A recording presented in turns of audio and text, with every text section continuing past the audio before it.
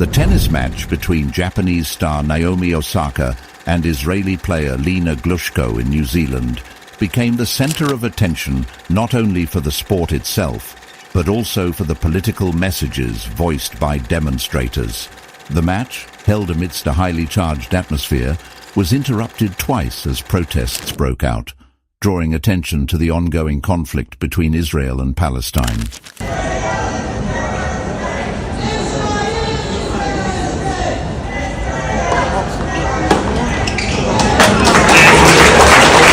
Demonstrators gathered outside the tennis court, chanting slogans such as "Free Palestine," "Israel is a terror state," and "Israel out." The use of microphones amplified their voices, allowing the chants to be heard clearly inside the venue, significantly altering the ambiance of the game.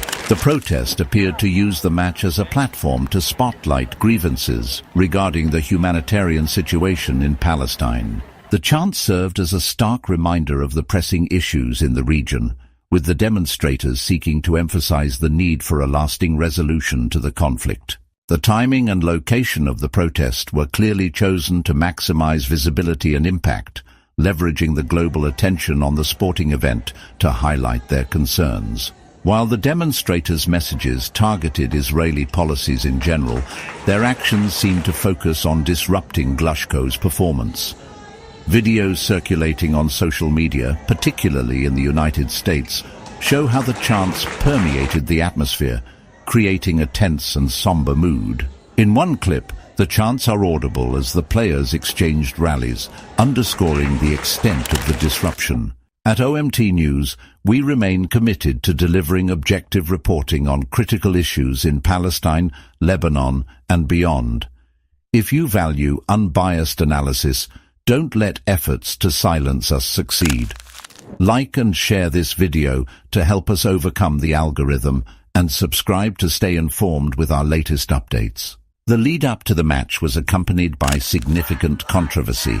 Glushko, who previously served in the IDF, became the target of intense online criticism in New Zealand in the days before the event.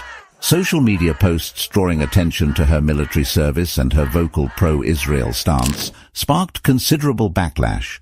Coverage in local media further highlighted her ties to the Israeli military, portraying the match as a symbolic confrontation that extended beyond sports.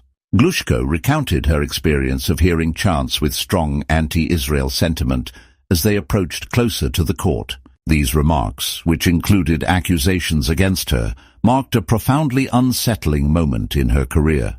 She later reflected on the situation, describing her ongoing efforts as a public figure to engage in hasbara, a form of public diplomacy that involves presenting Israel's perspective to international audiences. She expressed concern that many protesters lacked a thorough understanding of the issues they were advocating for, suggesting their actions were driven by a desire to feel involved in promoting peace, despite having limited knowledge of the complexities of the situation. The disruptions were not the only interruptions during the match. Swirling winds added to the challenges on the court, and a break was taken when Glushko required treatment for a hip injury. Despite these obstacles, the match was competitive. Osaka ultimately emerged victorious, winning 6-4, 6-4. The first set saw Osaka breaking Glushko in the third game and maintaining her lead to claim the set. The second set was closer, with Glushko managing to break Osaka's serve once to level the score at 2-2 before Osaka regained control to close out the match. Lena Glushko's background in the IDF has drawn attention to her beyond her career in tennis. As a professional athlete, her achievements on the court are her primary focus. But like most Israeli citizens, she fulfilled mandatory military service as required by Israeli law. This aspect of her identity, however, ties her to a contentious institution central to Israel's policies in the occupied Palestinian territories. The IDF's role in the conflict has made it a focal point of criticism, particularly from those advocating for Palestinian rights.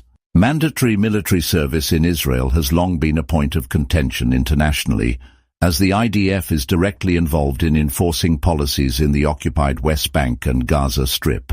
These include operations, checkpoints, home demolitions, and other actions that many view as human rights violations against Palestinians. While there is no evidence that Glushko engaged in specific or direct activities targeting Palestinians, her service in the IDF situates her within a broader system often criticized for perpetuating the occupation. Glushko's military service overlapped with her budding tennis career, as the IDF often provides accommodations for athletes and artists to continue their pursuits while serving. This arrangement reflects the duality of life for many Israelis, balancing civic obligations with personal ambitions. In her case, it allowed her to continue training and competing in tennis while fulfilling the state-mandated military requirement. However, for critics of Israel's policies, any form of IDF service can be seen as complicity in a system that enforces a military presence in Palestinian territories. The IDF's role in the ongoing conflict is inseparable from broader debates about the ethics of mandatory military service in a country engaged in prolonged occupation and conflict. For Palestinians, the IDF represents a force of oppression that restricts their freedom of movement, disrupts daily life, and enforces policies that many consider unjust and in violation of international law. Even individuals who serve in non-combat roles or supportive functions are often viewed through this lens, as their participation enables the broader operations of the military. Glushko's prominence as a tennis player has brought her into the international spotlight, and with it, scrutiny of her background.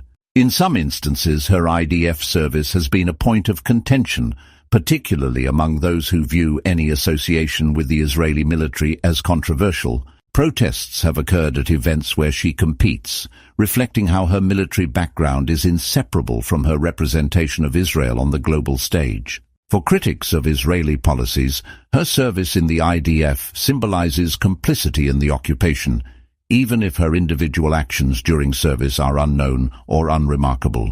At the same time, Glushko's supporters argue that her military service is a legal and cultural obligation rather than a personal choice to engage in specific actions.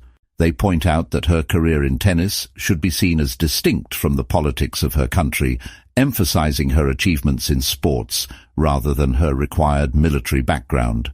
This defense highlights the tension between personal identity and national representation, particularly for individuals hailing from nations embroiled in geopolitical conflicts. Meanwhile, Israel's military campaign against the Gaza Strip continues to intensify, with airstrikes and artillery fire further endangering the lives of civilians who remain in the besieged enclave. The stated objective of the Israeli offensive is to dismantle remaining resistance from Palestinian fighters. However, the toll on civilians has been catastrophic.